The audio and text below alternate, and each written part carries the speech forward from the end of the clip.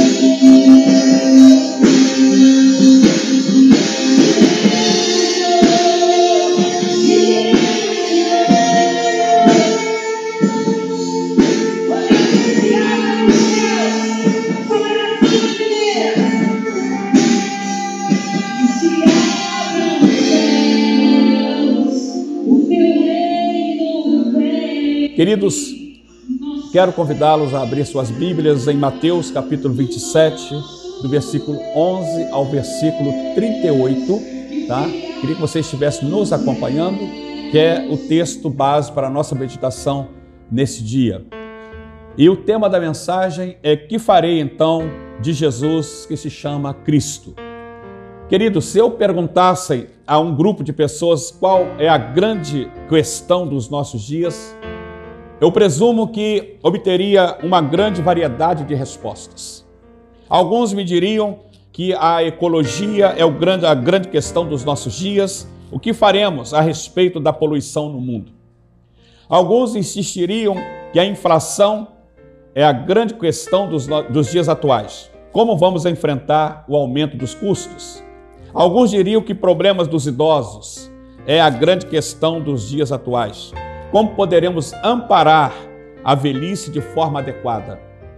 Alguns insistiriam que a educação da juventude é a grande questão dos dias atuais.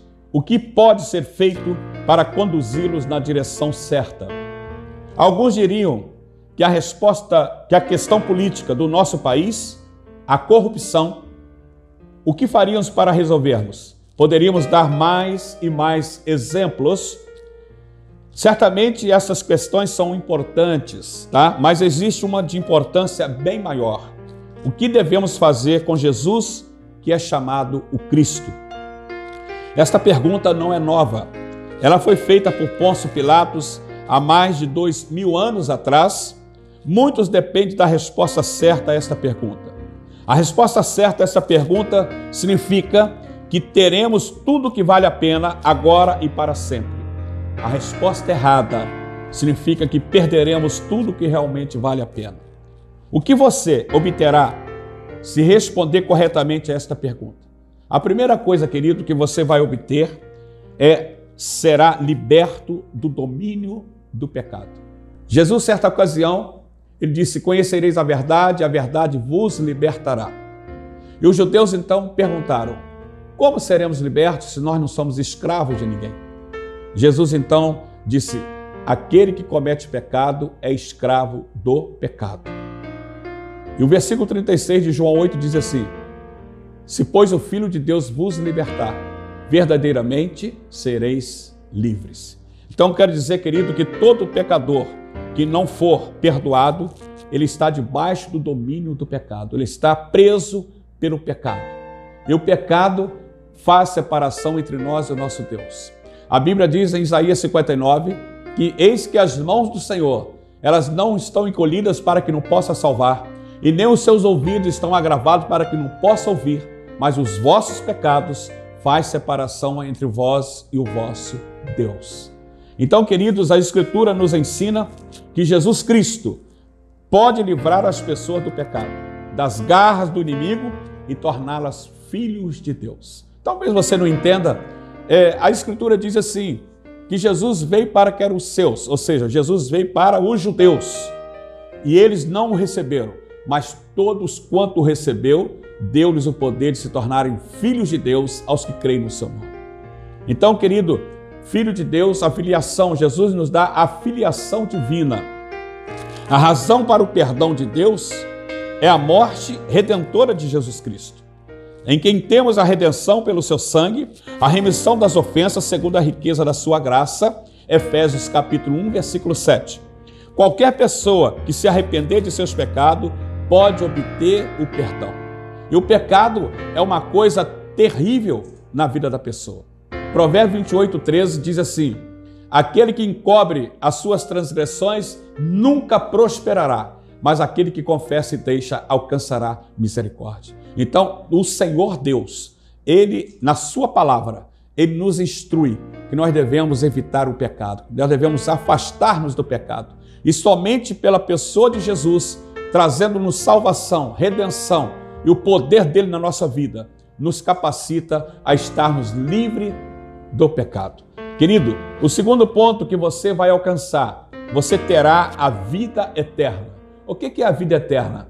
A vida eterna não é uma vida transitória, é uma vida para sempre, tá? E é a própria Escritura que diz. Jesus disse, em João capítulo 3, versículo 16, a palavra de Deus diz o seguinte: Deus amou o mundo de tal maneira que deu o seu Filho único, para que todo aquele que nele crer não pereça, mas tenha a vida eterna.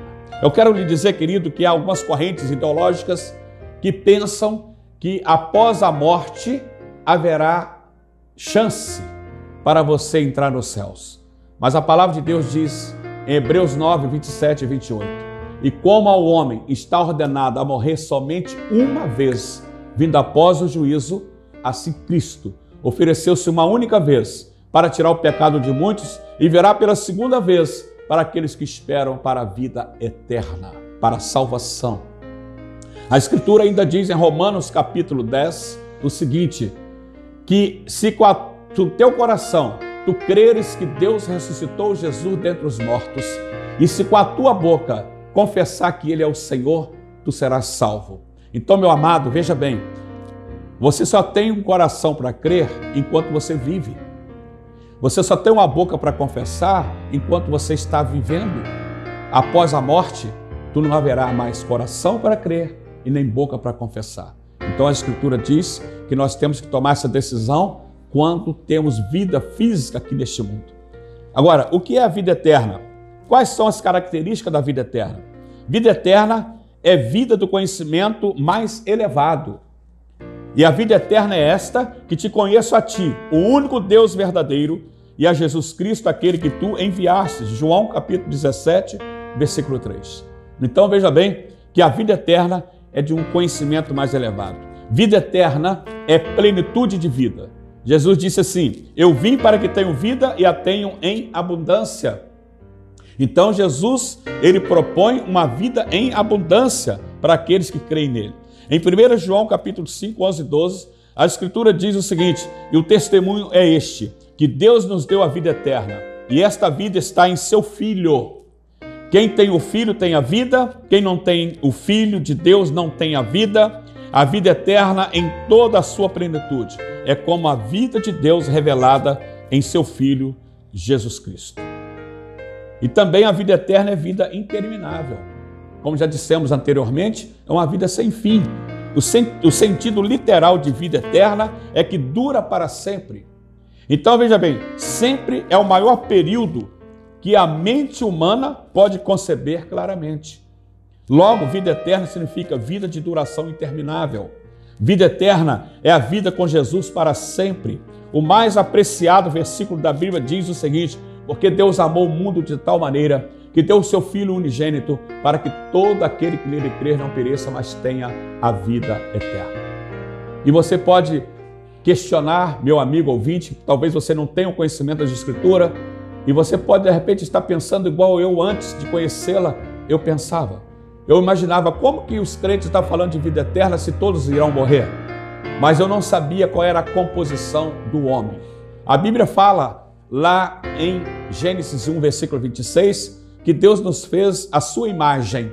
E veja bem, e lá em 1 Tessalonicenses 5, 23, a palavra de Deus fala que o nosso espírito, a nossa alma e o nosso corpo mantenha-se irrepreensível para a vinda do Senhor. Então veja bem, o espírito é a imagem de Deus. A alma é a nossa mente, a nossa vontade e as nossas emoções. O nosso corpo é o templo do Espírito Santo de Deus. Então a Bíblia fala que o corpo após a morte vai para o pó, porque do pó ele veio e para o pó vai voltar. A nossa alma, que é a mente, a vontade e as emoções, elas também deixam de existir. Agora, o nosso espírito, que é a imagem de Deus, permanece para sempre.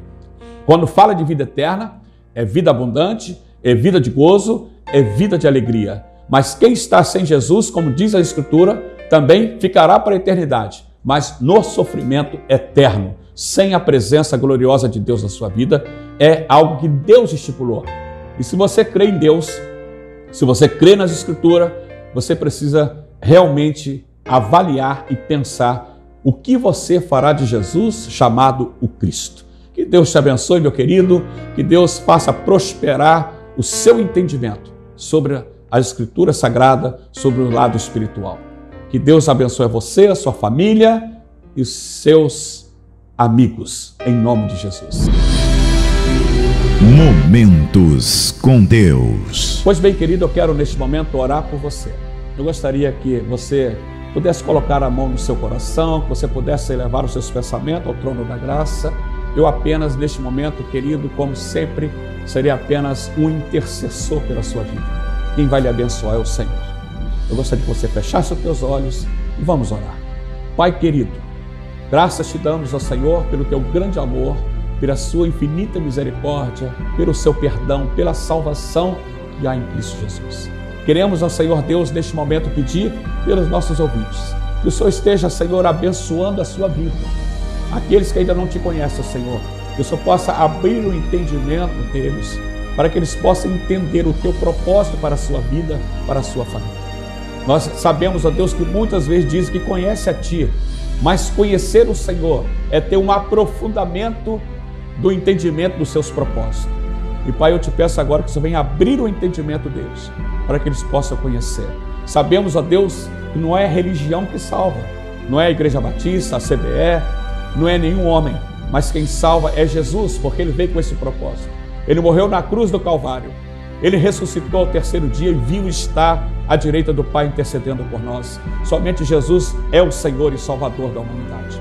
Queremos, ó Pai, pedir para esse meu amigo, que o Senhor abençoe e que o Senhor, pelo poder do Teu Espírito Santo, o Senhor venha dar entendimento a ele do propósito que Tu tens para a vida dele. E nós oramos, ó Pai, gratos a Ti, por aquilo que Tu já está realizando e fazendo na vida dele e da sua família, em nome de Jesus Cristo. Amém e amém. Pois bem, amado ouvinte, eu quero deixar com você a agenda da igreja, tá? A agenda da igreja é todas as terças-feiras nós nos reunimos aqui às 19h30, aos domingos 8h30 e 19 horas, tá? Então você é o nosso convidado de honra, juntamente com a sua família, para estar conosco em uma das nossas reuniões. Você sempre será muito bem-vindo, tá? E eu quero, encerrando já o programa, agradecer a você pelo teu carinho, pela a sua atenção e também te pedir que você que está assistindo aí pelo YouTube ou pelo Ministério Apóstolo Jonedir Cardoso, que você possa compartilhar, deixando aqui para você o nosso contato, né? Código de área 21 99951 4835. E-mail jonedircardoso@hotmail.com. O site da igreja, comunidadebatista.com.br. A página do Apóstolo Jonedir, Apóstolo Jonedir Cardoso, você vai encontrar no YouTube e também na página do Apóstolo Jonedir Cardoso. E você acesse, fique à vontade, e se essa mensagem tocou o teu coração, serviu para você, eu quero te pedir que você possa estar compartilhando também com seus amigos, porque todos nós, independente de religião, carecemos da palavra do Senhor. Que Deus te abençoe, que Deus te guarde e que estejamos juntos no próximo programa, se Deus assim nos permitir. Fica na paz do Senhor Jesus.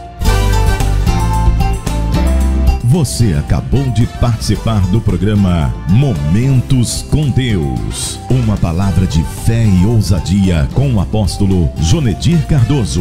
Venha participar de um dos nossos cultos na Comunidade Batista Ebenezer, Rua Jovita Feitosa, 82, São Judas Tadeu, Santa Cruz da Serra, Duque de Caxias. Informações pelo telefone 021 4141 5997 4141 5997. Ministério Apostólico Apóstolo Jonedir Cardoso e Pastora Luciana Cardoso. Realização RF Publicidade, divulgando a sua empresa com inteligência.